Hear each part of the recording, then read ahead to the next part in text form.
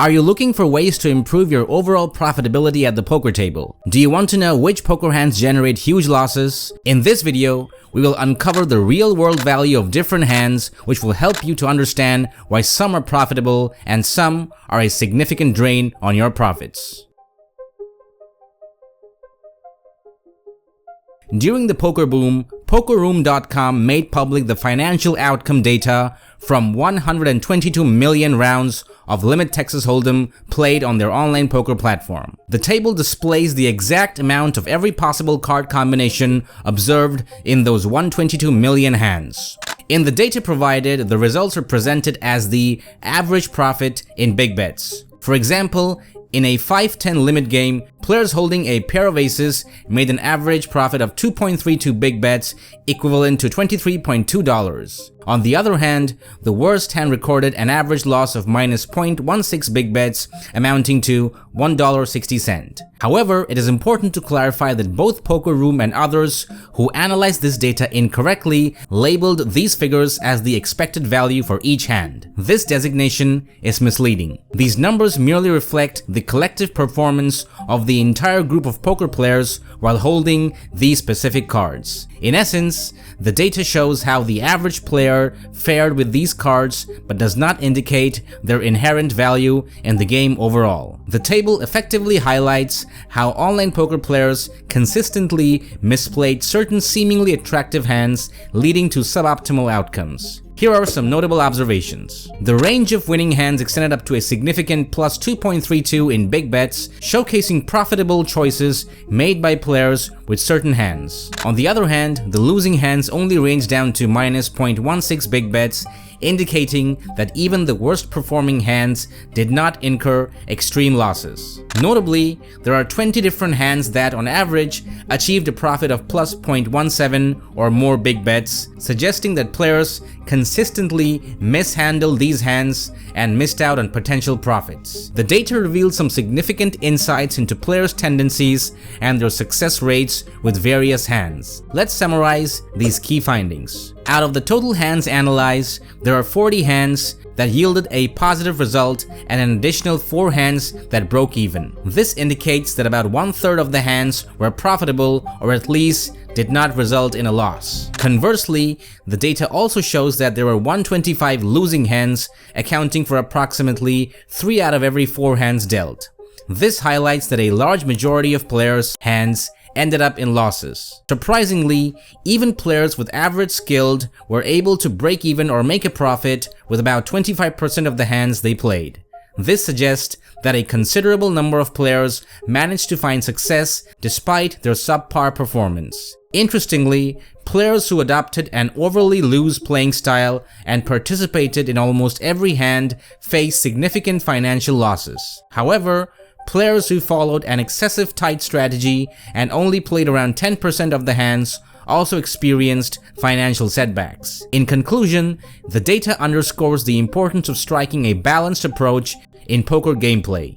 Being too loose or too tight in hand selection can lead to unfavorable outcomes, while a more balanced and strategic approach can contribute to improved results in the long run. The data highlights the existence of 11 hands with results falling within the narrow range of plus 0.02 to minus 0.02. Our partners VIPgrinders.com is hosting an exclusive $15,000 free roll for the WPT World Championship, which will likely be the biggest live tournament ever held, and there is no buy-in required. Check the video description or the pinned comment to know how to participate. While some players tend to focus on factors such as slight difference in rake, the more crucial aspect that can significantly impact a player's overall performance lies in skillful play with these marginal hands. The difference in skillful execution of these slightly profitable or losing hands and the 4 break-even hands is likely to have a more substantial influence on a player's overall profitability than the minute details that mediocre or break-even players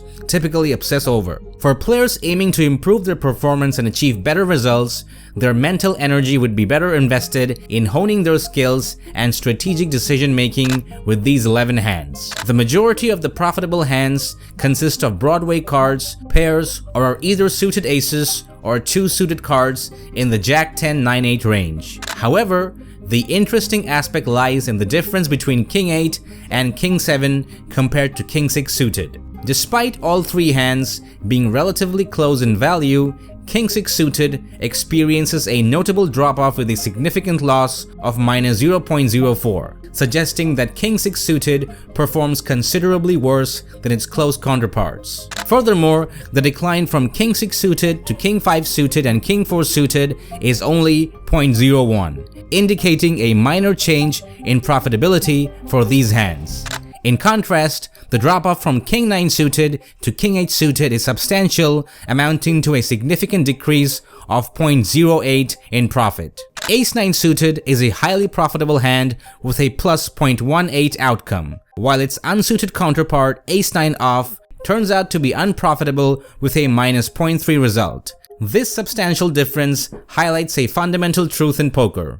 Average players tend to perform much better when playing hands that have the potential to make nuts in multi-way pots, as opposed to hands that typically only yield medium-strength hands like 1 or 2 pair. A similar pattern is observed with King 8 off and King 7 off, which are major losing hands with a minus 0.11 result but become break-even when suited. Suitedness has a significant impact on the performance of mediocre cards, and the nuts aspect of suited hands proves to be particularly helpful for average players. This is also evident in the comparison of Jack 8 suited and 8 7 suited, which are small losers, to hand like Jack 5 suited or 8 4 suited, which are much larger losers. The data demonstrates that having suited cards, especially with the potential to form strong hands, provides a significant advantage for less skilled players. Offsuit baby cards, especially those that create the illusion of strength, tend to be the downfall of average limit hold'em players. For example, comparing 8-5 off and 8-7 off, it is evident that 8-5 off loses at minus 0.11, while 8-7 off performs even worse at minus 0.12. Although there is no logical reason to consider 8-5 off as a better hand than 8-7 off, the data highlights that average players tend to play 8-7 off even more poorly than they play 8-5 off. Furthermore, looking at the 5 worst performing hands, 4 of them are suited cards and 1 is ace deuce off. Additionally, 9 of the next 10 worst hands are also suited, along with the connected hand 3 deuce off.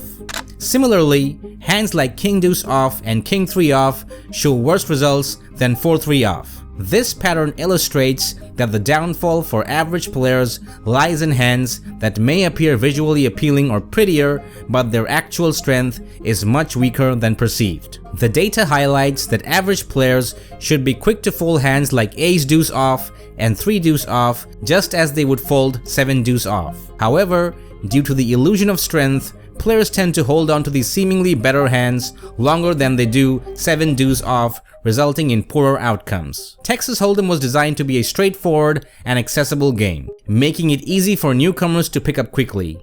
In a low-limit structure, a basic winning approach can be explained to a newbie with just 3 simple rules. Play any 2 cards with a value of 10 or higher. Raise if the cards are paired or suited. Also, play pocket 5s or higher, as well as ace-suited hands. Following these guidelines will help beginners to get started on the right track.